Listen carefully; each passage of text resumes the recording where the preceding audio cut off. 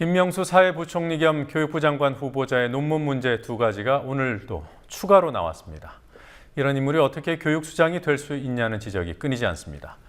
문창극 총리 후보자 파문에 가려져 있지만 다른 장관 후보자들을 둘러싼 의혹들이 한두 가지가 아닙니다. 과거 차떼기 돈뭉치 전달자였던 국정원장의 맥주병으로 기자 머리를 내리친 민정수석, 그리고 음주운전 장관까지 한마디로 비리 의혹 백화점입니다. 김희주 PD가 주요 의혹들을 정리했습니다. 새정치민주연합의 유기용 의원은 오늘 김명수 교육부 장관 후보자가 다른 연구자들과 공동으로 작성한 논문을 단독 연구 실적으로 부풀렸다는 의혹을 제기했습니다. 논문 작성과 연구 용역 수행 등 4건이 공동 성과였지만 한국연구업적 통합정보 KRI에는 김 후보자 혼자 한 것으로 기재했다는 지적입니다. 아울러 경향신문은 오늘 김 후보자가 2차례에 걸쳐 제자의 박사 논문을 요약해 본인의 논문으로 발표하고 모두 1,000만 원의 연구비를 받아 챙겼다고 보도했습니다. 김 후보자는 이미 제자 논문을 표절했다는 의혹을 받은 바 있습니다.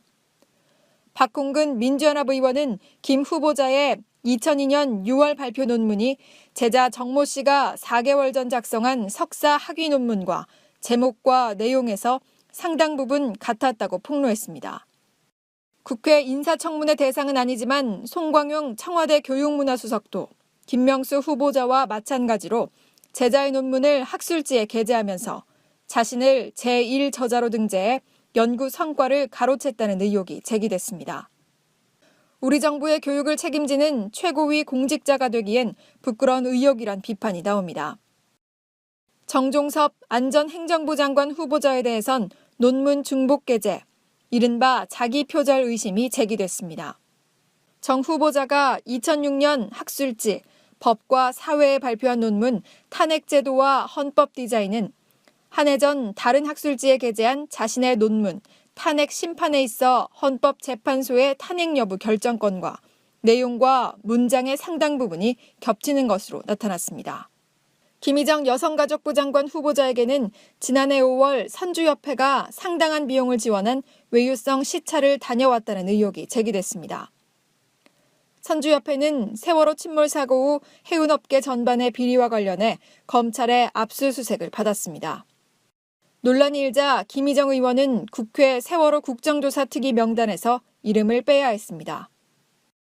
정성근 문화체육관광부 장관 후보자의 경우 지난 1996년 음주운전 단속에 걸려 항의하는 장면을 MBC가 보도하자 명예훼손을 당했다며 소송을 제기했지만 패소했습니다. 정 후보자는 올해 2월 아리랑TV 사장으로 임명될 때도 대선 공신 낙하산 논란이 있었습니다. 이기권 고용노동부 장관 후보자에 대해서는 2011년 기업으로부터 명절 선물을 수수했다는 의혹이 있다고 프레시안이 보도했습니다. 이 내정자는 또 2004년 학술지 학술정책연구에 발표한 자신의 학술기사 중 일부를 박사 논문에 출처 표시 없이 옮겨 쓴 것으로 드러나 자기 표절을 했다는 비판을 받고 있습니다.